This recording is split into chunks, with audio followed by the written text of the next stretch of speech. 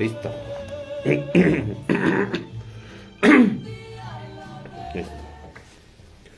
Buenos días, tengan todos, hermanos de nuestro decanato de Fresnillo, de nuestro mineral, aquí en nuestro municipio de Fresnillo. Como cada 8 días los saludamos en su programa Sembradores al Aire, en su estación La Mejor 107.9. Los saludamos en este día de júbilo, de gozo, celebrando y meditando la Pascua de nuestro Señor Jesucristo. Hace 8 días estábamos celebrando, meditando lo que significaba para nosotros la pasión, muerte y resurrección de nuestro Señor Jesucristo. Este día celebramos ya 8 días después. Vamos a celebrar el segundo domingo de resurrección. Es importante darnos cuenta cómo nuestra vida de fe vamos caminando, vamos creciendo, nos vamos acercando a la realidad de esa gozosa entrega generosa a Dios nuestro Señor. Vamos a meditar nuestro domingo, el Evangelio de este próximo domingo, el día de mañana. Como les decía, segundo domingo de Pascua. Es importante darnos cuenta, cada domingo va a tener una parte importante, nos va a ir narrando una parte importante en nuestras vidas.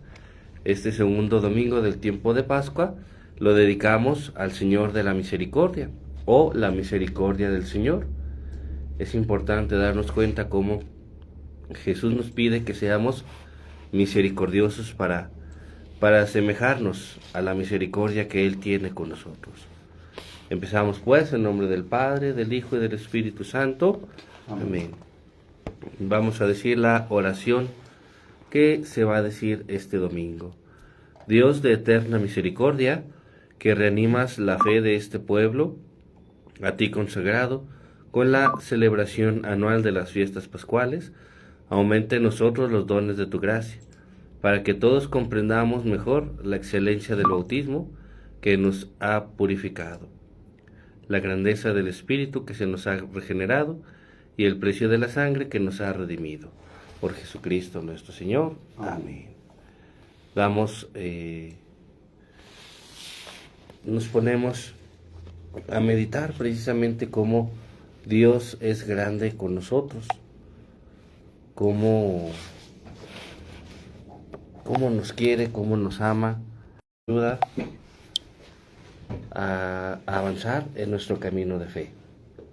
La primera lectura de este domingo va a estar tomada del libro de los Hechos de los Apóstoles, en el que se nos va a narrar cómo los apóstoles dieron testimonio de la resurrección de Jesús mediante el gozo y la simpatía, con la puesta en comunión de todos sus bienes y a través de la unidad del corazón y del alma. Se nos va a decir cómo los apóstoles se unen después de la resurrección, cómo los apóstoles dan esa muestra de que eran un equipo, que no eran esfuerzos aislados, que no era cada quien por su rumbo, que no era cada quien como Dios le diera a entender, sino que todos querían jalar para el mismo lado. Esa parte va a ser importante, cómo todos los apóstoles daban testimonio de la resurrección del Señor y todos gozaban de la gran estimación entre el pueblo, porque veían la unidad. La segunda lectura va a estar tomada de la carta del apóstol San Juan, y en esta segunda lectura se nos afirma que quien cree que Jesús es el Mesías, el que ha nacido de Dios, ama a los hijos de Dios, cumple sus preceptos y vence al mundo. Quien está con Dios lo puede todo. Quien está sin Dios simplemente no puede nada. Estando con Dios, la vida siempre será más fácil. Estando con Dios, la vida siempre será más paciente. Y nos preparamos para escuchar el Evangelio de este domingo, que está tomado del evangelista San Juan. Y dice así: al anochecer del día de la resurrección, estando cerradas las puertas de la casa donde se hallaban los discípulos, por miedo a los judíos, se presentó Jesús en medio de ellos y les dijo: la paz esté con ustedes. Dicho esto, les mostró las manos y el costado. Cuando los discípulos vieron al Señor, se llenaron de alegría. De nuevo les dijo Jesús: la paz esté con ustedes. Como el Padre me ha enviado, así también los envío yo. Después de decir esto, sopló sobre ellos y les dijo: reciban el Espíritu Santo. A los que les perdonen los pecados, les quedarán perdonados, y a los que no se los perdonen, les quedarán sin perdonar. Tomás, uno de los 12, a quien llamaban el gemelo, no estaba con ellos cuando vino Jesús, y los otros discípulos le decían: hemos visto al Señor.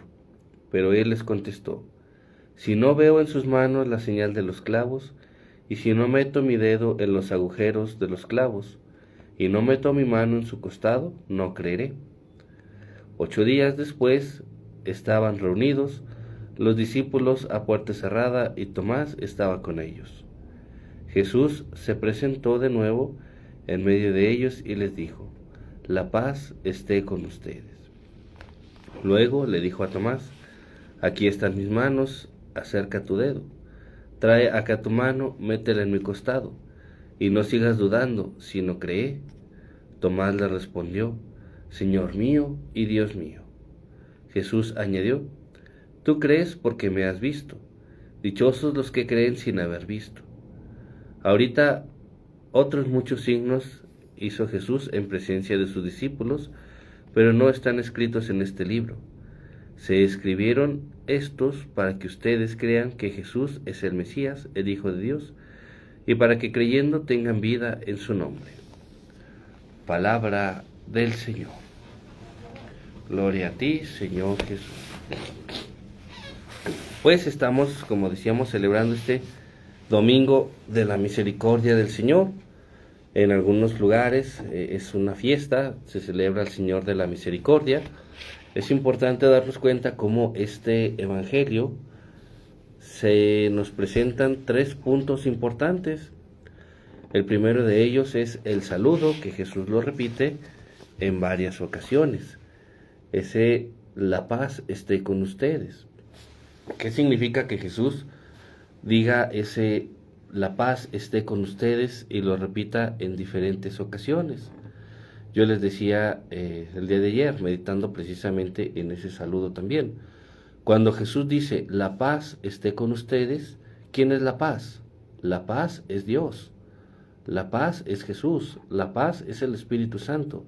La paz es Dios Padre. Entonces, cuando Jesús les dice, la paz esté con ustedes, es como si les quisiera decir que Dios esté con ustedes.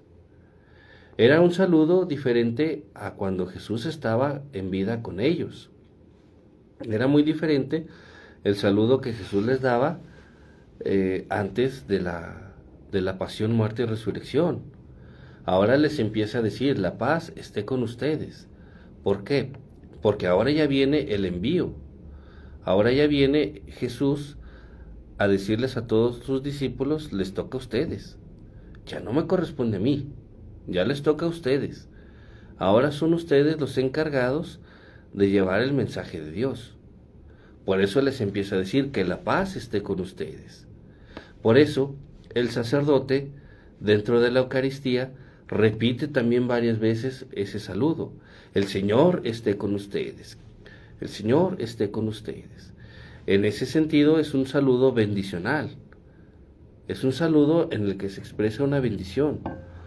Por eso, en el rito de la paz, cuando nosotros damos la paz a nuestros hermanos, tenemos igual que decir, el Señor esté con ustedes, o la paz contigo.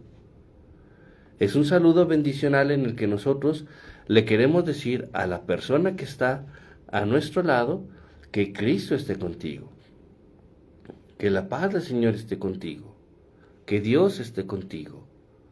Y para que la otra persona nos regrese la bendición diciendo, y con tu espíritu. En ese saludo bendicional podemos nosotros encontrar también ese amor de Dios nuestro Señor. Por eso yo les digo siempre, en el saludo de la paz, en vez de darle la paz a los hermanos y decirle, ¿qué hubo? ¿Cómo estás? ¿Qué hubo esto? Hola, ¿cómo estás? No, decir el saludo como es, la paz contigo, la paz esté contigo, que la paz del Señor esté contigo. Y contestar, y también con tu espíritu, para que la misma bendición se regrese a la persona que nos deseó la bendición. Es un, es un saludo de reciprocidad. Yo te deseo que el Señor esté contigo para que tú también me desees que el Señor esté conmigo. Y los dos crecer, los dos hermanos crecer en esa bendición de Dios nuestro Señor. Por eso es importante que nuestra conciencia esté activa en el momento de la Eucaristía. Por eso es importante que nosotros estemos atentos en lo que estamos viviendo, en lo que estamos celebrando en la misa. Y no solamente tomarlo como un momento social en el que nosotros nos saludamos, en el que nosotros le damos la paz a todos como si fuéramos, ahora sí que políticos en campaña, que queremos saludar a todos los que nos rodean y pues no, la cosa no es así.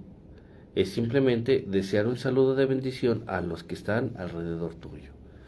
Por eso Jesús se presenta con sus discípulos y por eso les dice, la paz esté con ustedes. Es importante darnos cuenta también cómo, en un segundo punto, aquí es importante definir esto, es el fundamento bíblico del sacramento de la reconciliación. Cuando Jesús les dice, sopla sobre ellos y les dice, a quien reciban el Espíritu Santo, a los que les perdonen los pecados les quedarán perdonados, y a los que no se los perdonen les quedarán sin perdonar. Esta parte es indispensable porque, como les decía, es el fundamento bíblico para el sacramento de la reconciliación. Porque muchas veces nuestros hermanos protestantes o simplemente gente que no se quiere confesar, pues simplemente dice, no, para confesarme yo puedo encerrarme en mi cuarto y ahí está Dios. Para confesarme yo puedo ir allá al cerro y allá hablar con Dios. Para confesarme yo puedo, no sé, ir al campo y ahí puedo hablar con Dios y ahí me puedo confesar. O puedo encerrarme en el baño y ahí está Dios y ahí también me puedo confesar. Y yo les digo, sí, ciertamente, puedes hablar con Dios en cualquier lado. Puedes hablar con Dios en cualquier lugar, pero no es el lugar propio, ni tampoco es la persona propia, o sea, ni tampoco estás con la persona adecuada para que te perdone tus pecados. Yo les digo, sí, puedes hablar con Dios en cualquier lado, pero hay un lugar determinado para estar con Dios. Yo les ponía un ejemplo muy sencillo. A ver, cuando cuando es la hora de comer, sirves tu plato en la cocina y te vas a comerlo al baño. O cuando es la hora de la cena, te sirves tu plato y te vas a comértelo a la azotea. Claro que no. Cuando te vas a dormir, ¿vas y te duermes en el zaguán? Pues claro que no. Cuando te vas a bañar, no vas y te bañas en el patio de la casa. Hay un lugar específico para comer, para bañarte, para hacer cualquier cosa de las tareas en la casa. Bueno, igual es acá. Hay un lugar especial para el encuentro con Dios nuestro Señor. Y ese lugar especial para ese encuentro es en el templo. Igual, puedes hablar con Dios, puedes estar puedes hablar con Dios en el campo, en la ciudad, en donde quieras, pero hace falta la absolución. Hace falta que la persona indicada por Dios te diga, yo te absuelvo de todos tus pecados en el nombre del Padre y del Hijo y del Espíritu Santo. Si no, esa confesión solamente va a quedar como muchas veces vamos por la calle y vamos hablando o vamos pensando vamos hablando nuestros pensamientos, pero no por eso significa que ya los estamos realizando. Entonces esa parte también es importante. Es importante el hecho de decir, tenemos que estar en la presencia de Dios nuestro Señor. Por eso es importante la confesión con Dios nuestro Señor. Y ahí es donde yo les digo, ahí es simplemente donde nosotros les podemos decir a nuestros hermanos protestantes, el sacerdote es la persona indicada para absolver nuestros pecados. Porque no es que Él quiera, es un mandato de Dios, perdonar los pecados. Por eso dice Jesús, a quien ustedes les perdonen los pecados, les quedarán perdonados. Y a los que no se los perdonen, les quedarán sin perdonar. En este sentido, Padre Dios nos da las llaves del reino de los cielos también a los sacerdotes. En este sentido también es una gran responsabilidad la que nosotros recibimos de Dios. ¿Por qué? Porque nosotros recibimos la responsabilidad de abrir o cerrar las puertas del cielo a las personas. Porque claramente lo dice Jesús, a los que les perdonen los pecados, a los que no se los perdonen. Es una responsabilidad muy grande. Y por eso precisamente yo les digo también, es importante el sacramento de la confesión. Porque luego a veces vamos a confesarnos y nos entretenemos contando las historias y nos entretenemos que fulanita me dijo, que mi esposo me dijo, que perenganito me dijo, que no sé, nos entretenemos más en la historia y menos en el pecado. Yo les digo, no, para que verdaderamente logres sentir la misericordia de Dios, tienes que experimentar una verdadera confesión, menos historias, más pecados, porque la confesión es eso, confesar tus pecados. Yo les digo siempre, el sacerdote no te va a perdonar la historia, porque la historia no es relevante. La historia solamente describe lo que hiciste, pero en realidad la mayoría de los casos no es relevante la historia, a menos que el sacerdote te diga, ¿y por qué hiciste eso? ¿Y por qué hiciste el otro? ¿Y por qué hiciste aquello? Si el sacerdote no te pregunta, tú no tienes por qué decir la historia. Porque luego a veces te entretienes más en la historia y el pecado resulta que ni era pecado, que era un pecado venial. Un pecado que en el acto de contrición dentro de la Eucaristía se podía absolver, se podía remediar. Entonces, esa parte es importante, el darnos cuenta cómo nosotros utilizamos también el sacramento de la reconciliación, en el sentido de pensar y meditar qué le voy a decir yo al Padre, qué pecados le voy a confesar, qué pecados le voy a decir. Porque luego a veces vas a confesarte sin hacer tu examen de conciencia y nomás vas y le dices lo que en ese momento se te está ocurriendo. Y nomás vas y le dices lo que en ese momento ya pasa por tu mente y tampoco se trata de eso. Por eso es examinar nuestra conciencia. Por eso es precisamente meditar y examinar qué es lo que nosotros llevamos cargando, qué es lo que nosotros vamos pensando, qué es lo que nosotros hemos dicho, qué es lo que nosotros hemos hecho. Pensamientos, palabras y obras es lo que nosotros debemos expresarle a Dios nuestro Señor. Además de expresarle nuestros pecados muy importantes y que pocas veces lo decimos, que son los pecados de omisión. A veces omitimos hacer el bien y por lo general de esos pecados nunca nos confesamos y nos preocupamos y nos fijamos que fulano me dijo, que perengano me dijo, que yo pensé, que yo esto, y lo que no hiciste. ¿Por qué no te confiesas de lo que no hiciste? Que también es importante esa situación. ¿Cuáles son las cosas que no has hecho?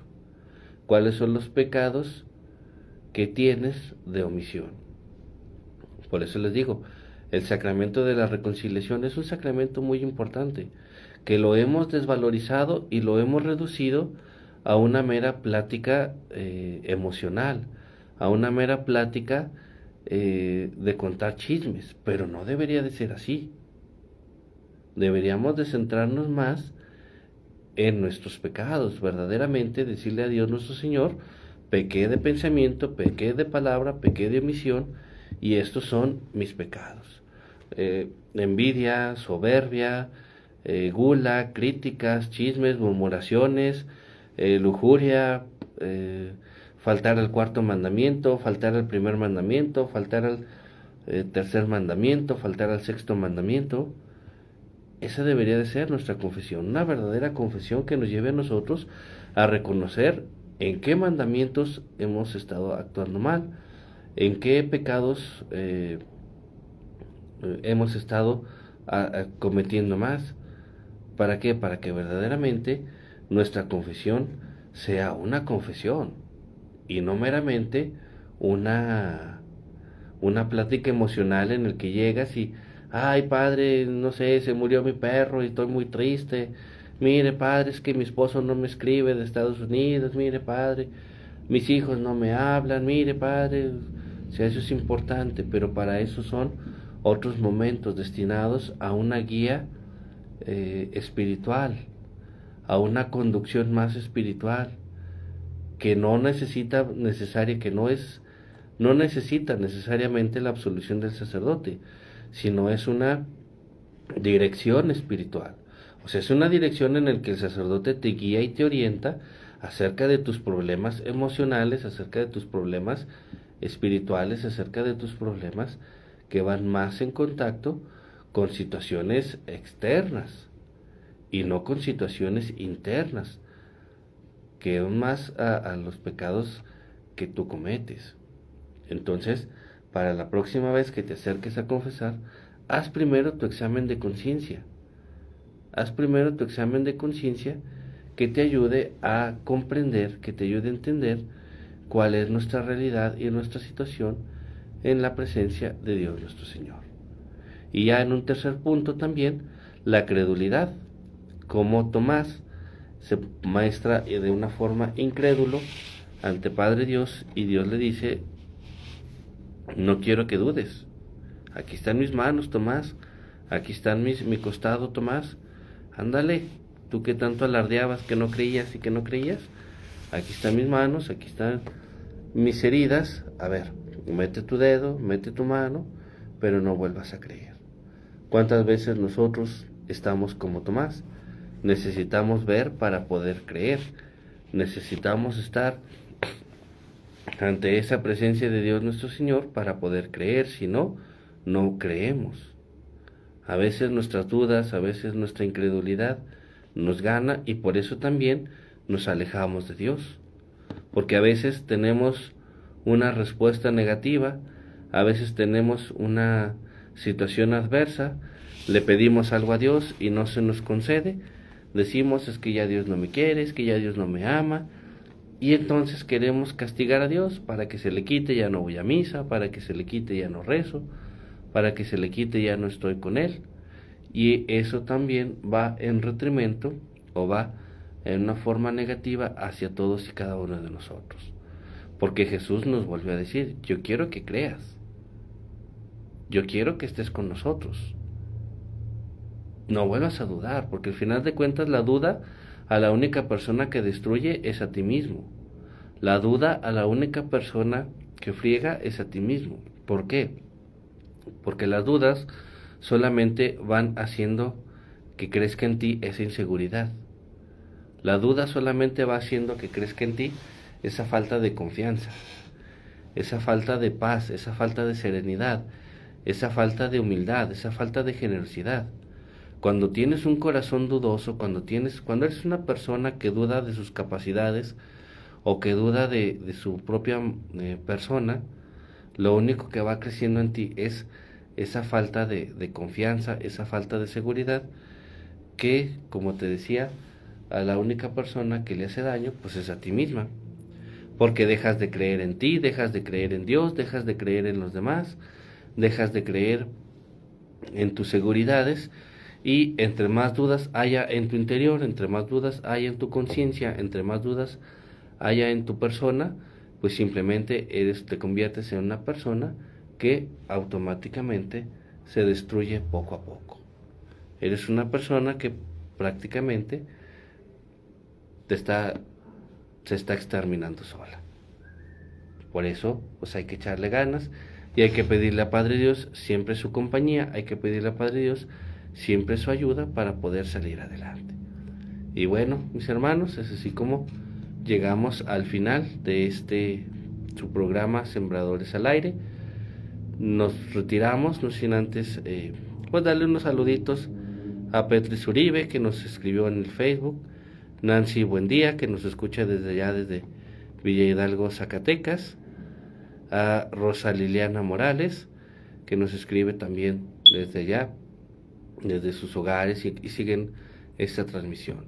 Simplemente recordarles que estamos en el tiempo de Pascua, tiempo de gozo, y sobre todo, un tiempo importante es: enciendan su cirio, prendan el cirio que hace 8 días en la vigilia pascual utilizaron.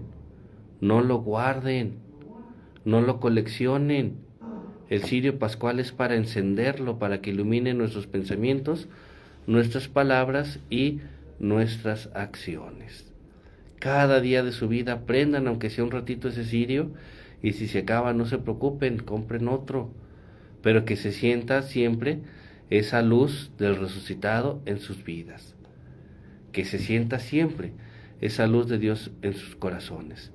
Nunca dejen de prender un solo día el cirio en sus hogares, para que Padre Dios los ilumine, para que Padre Dios siempre esté con ustedes.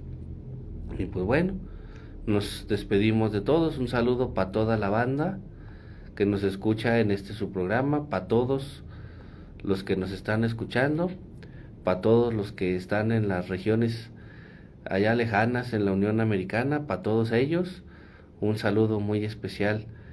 Padre Dios los bendiga y Padre Dios los fortalezca. A nuestros hermanos enfermitos, también Padre Dios los bendiga, y a todos nuestros hermanos que escuchan esta transmisión sábado con sábado, Padre Dios los llene de bendiciones espirituales y materiales. Para todos y cada uno de ustedes, la bendición de este día, para que los ayude y los fortalezca. El Señor esté con ustedes y con tu espíritu. La bendición de Dios Todopoderoso, Padre, Hijo y Espíritu Santo, descienda sobre ustedes, sobre sus hogares, y resplandezca para siempre. Amén. Pues bueno, vamos a echarle ganas en este día, vamos a continuar nuestro camino en la presencia de Dios nuestro Señor. Un aviso: ya estamos próximos a celebrar el novenario a San José Obrero del próximo 23 de abril al 1 de mayo. Están todos invitados. Hagámonos partícipes en nuestro novenario a San José Obrero. Celebremos con gusto este santo patrono de nuestra parroquia. Sobre todo, están todos cordialmente invitados del 23 al 1 de mayo, todos los días a las 8 de la mañana la misa, al término el rosario y la novena de San José. Por la tarde a las 6:30 la peregrinación, saliendo de Consurrent y llegando a las 7 a la misa en la parroquia. Entonces están todos invitados. Ojalá nos puedan acompañar en nuestras fiestas patronales dedicadas a San José Obrero. Pues bueno, hermanos, llegamos ahora sí al final de nuestros saludos. Un saludo a Denise, que también nos está viendo en esta transmisión. Un saludo a ella, a toda su familia. Dios les bendiga y nos vemos la próxima.